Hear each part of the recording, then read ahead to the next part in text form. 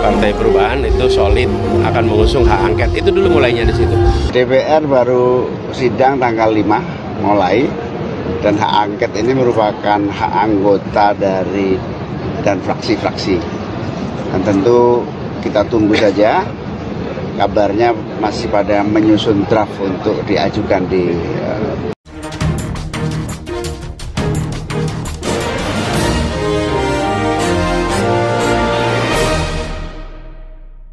Selamat pagi para netizen dimanapun kita berada, salam inspirasi bagi kita semua. Ya, hak angket sedang bergulir. Anies Baswedan mengatakan hak angket tetap solid ya di 01 begitu kan ya. Caimin juga mengatakan begitu kan ya. Hak angket tetap bergulir. Mereka menyusun langsung ya, Anies Baswedan ya memberikan statement di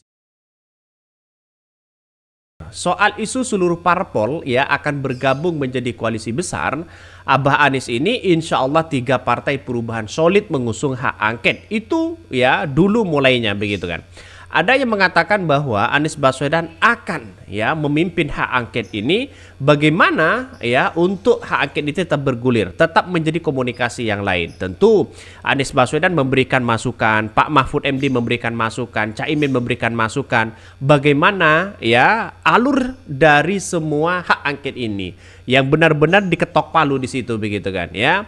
Jadi artinya apa? Artinya bahwa sebenarnya hak angket itu tinggal ketok palu saja. Ya, 3 hal yang seharusnya dilakukan. Pertama itu adalah musyawarah, yang kedua adalah musyawarah praksi begitu kan ya, sesama ketua umum partai. Kalau mereka setuju, karena di DPR itu ya dari 01 dan 03 itu sudah melebihi dari 02 begitu kekuatan mereka. Artinya apa? Tinggal ketok palu saja ya. Puan Maharani juga ketua DPR di situ begitu kan ya. Bahkan dari PKB juga sama. Tinggal ketok palu saja sudah beres semua. Maka akan terjadi pemakzulan. Anies mengatakan bahwa tinggal ini di 01 solid sekali begitu kan untuk melakukan hak angket ini. Caimin juga mengatakan bahwa update hak angket ini ya draft sedang disusun untuk diajukan ke DPR. Sudah jelas mereka begitu kan. Artinya apa? Artinya kan Caimin sudah berpengalaman dari DPR. Pasti tahu susunan-susunan mana yang seharusnya ya satset dapat begitu kan. Ada 3 poin yang saya tanggap dari pernyataan dan Caimin dengan Anies Baswedan. Pertama lagi sedang penyusunan ya 01 dan 03, lalu kemudian sudah siap data-data yang ada, lalu kemudian dimusyawarahkan di DPR begitu kan ya. Setelah dimusyawarahkan di DPR, maka ya tinggal menyetujui. Karena nampaknya begitu kan ya dari 01 dan 03 yang saya katakan tadi sudah cukup lebih ya kekuatan mereka. Tinggal ketok palu di situ.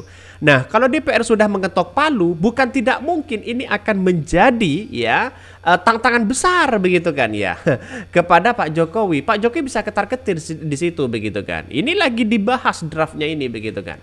Bahkan ya tentu ini masukan-masukan seperti ini begitu kan. Anies Baswedan sudah memberikan memberikan statement di situ begitu kan, memberikan arahan.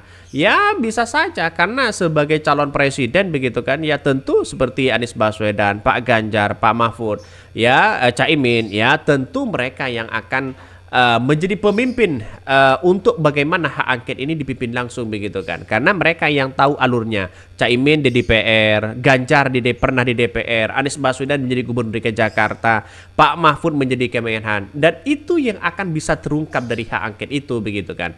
Maka yang terjadi adalah nuansa-nuansa yang kemudian di DPR tinggal ketok palu, satset jadi begitu. Jadi artinya apa? Sangat mudah sekali sebenarnya, yang penting punya kekuatan di DPR begitu. Tapi kalau tidak punya kekuatan di DPR tidak mungkin begitu kan. Dan sekarang satu-satunya kekuatan itu berada di DPR begitu kan. Bahkan ya satu sisi ini menjadi langkah awal bagaimana ya hak angket ini bergulir begitu kan ya.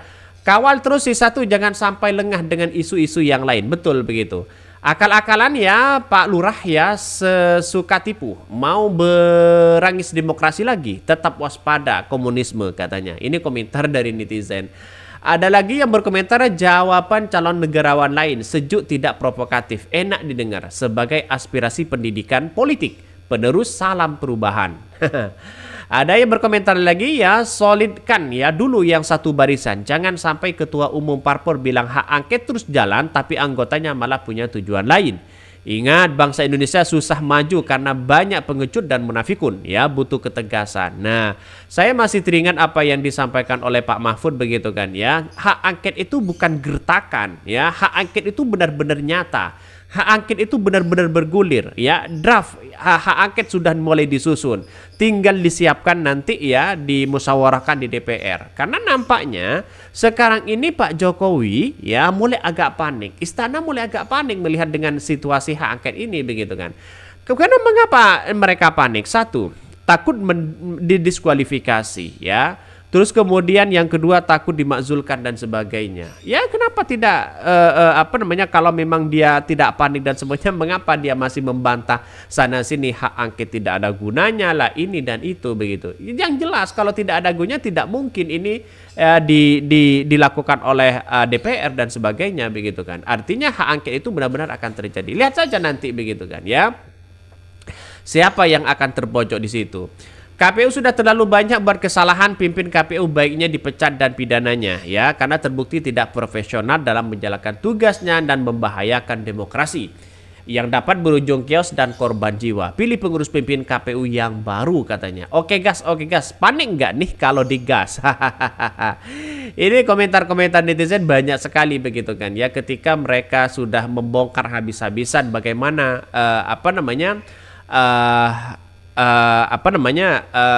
yang terjadi pemilu hari ini begitu kan. Saya menganggap begini. Kenapa pemilu hari ini terlalu banyak yang ngotot mengatakan bahwa ini yang menang, ini yang kalah, ini yang menang, ini yang kalah dan sebagainya. Akibat keteledoran ya demokrasi kita sebenarnya.